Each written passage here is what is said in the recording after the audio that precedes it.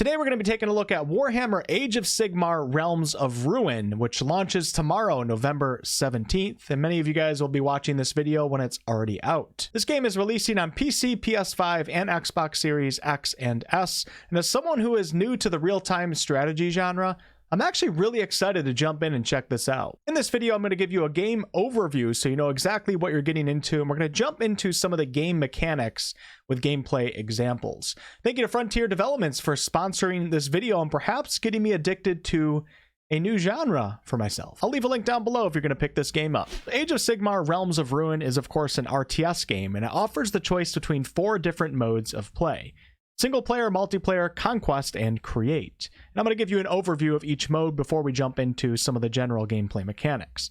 The single player mode is a cinematic campaign set in Gur, the savage realm of beasts. This mode gives players the choices between 4 different difficulties: Lorekeeper, Warrior, Veteran, and Champion.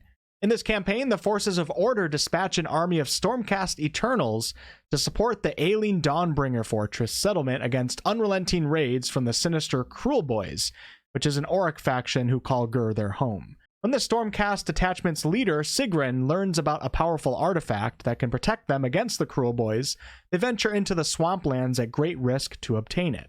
The story is inspired by the Dawnbringer Crusades from the tabletop game's most recent edition, and it's co-written with Black Library author Gavin Thorpe. Clicking on the single player mode will allow you to then choose the campaign as a new game. You can replay campaign chapters that you've already completed, and you can also create AI skirmishes, which are offline battles against an AI opponent.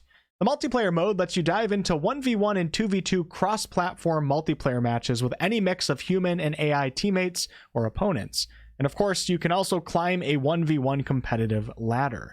There's not much competition currently, as I am on the early release copy of the game. This mode allows you to challenge warlords from around the world with its online cross-platform multiplayer. You can also play multiplayer in a more casual, non-ranked quick play mode in 1v1 or 2v2 format. You can create a custom game and also browse for custom games that other players are running. With 4 factions available to choose from: the Stormcast Eternals, the Cruel Boys, the Disciples of Tzeentch, and the Night Haunt, and actually I'm told there's going to be a 5th final faction to be revealed soon. The goal here is to control more victory points than the enemy, draining their score down to 0 while accumulating resources and summoning the strongest army possible. I'll probably suck at this mode for quite a while as an RTS noob, but after playing Conquest and some of the single player campaign, makes me pretty excited to know that I can come in here and actually challenge myself against other players competitively or in a more casual manner. The Conquest mode is a repeatable single-player challenge mode where your task is to build a high score, completing individual 1v1 skirmishes across a larger map before taking on a final battle to complete each run. All is not as it seems, though, as there are unique twists that you'll have to adapt to the further that you progress. And these rule-breaking twists will transform the conditions of conflict, doing things such as unleashing vastly reduced unit vision, faster unit movement speed, strict time limits to increase the level of difficulty, among a myriad of other unpredictable factors. This is a procedurally generated campaign where no 2 Conquest campaigns will ever be the same. And also, if you want to compete against a similar Conquest campaign as a friend, you can actually share your seed to ensure that you both have the same experience.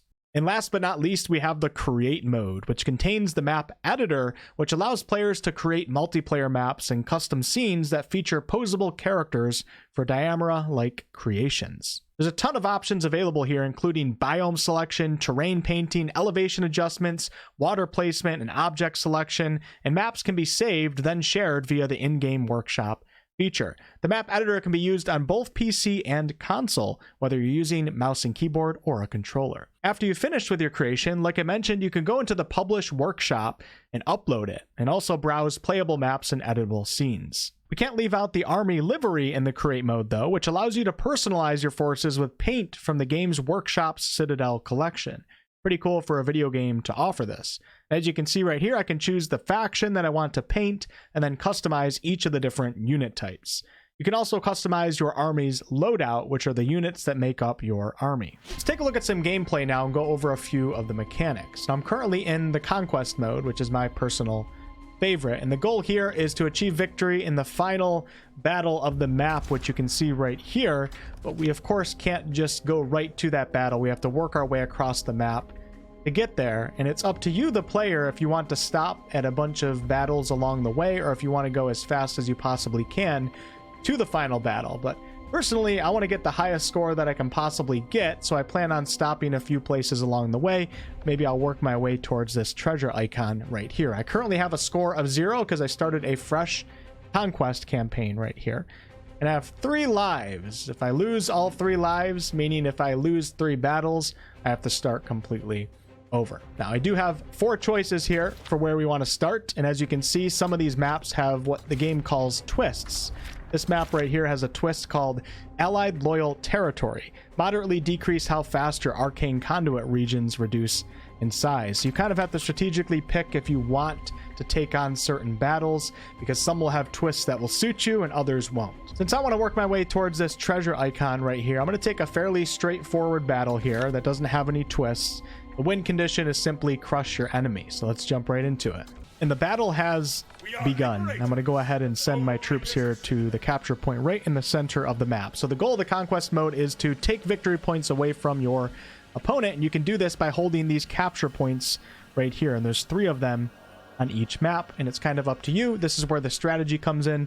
How many units do you want to send to one capture point?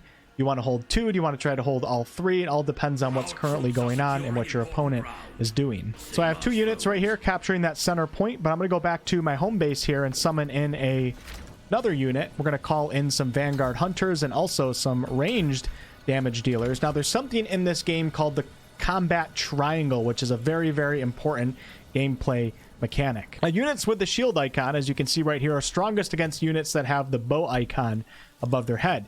Bow units are strongest against sword icon units, and then swords are strongest against shield icon units. So if we go ahead and look at our enemy right here, you can see that they have the bow icon over their head, which is perfect for my shield units right here. What are my orders? And the cool thing in this game is you can zoom down into the third person and kind of watch the battle take place.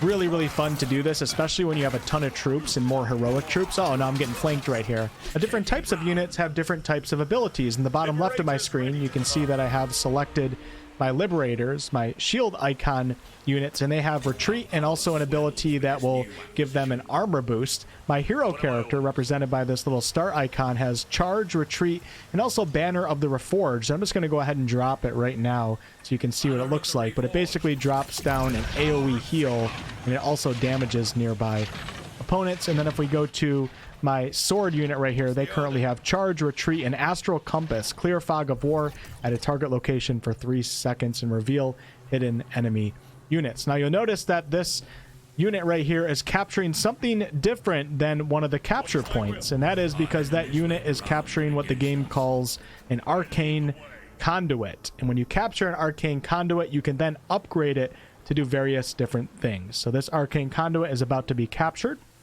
and I'll show you guys the different upgrades.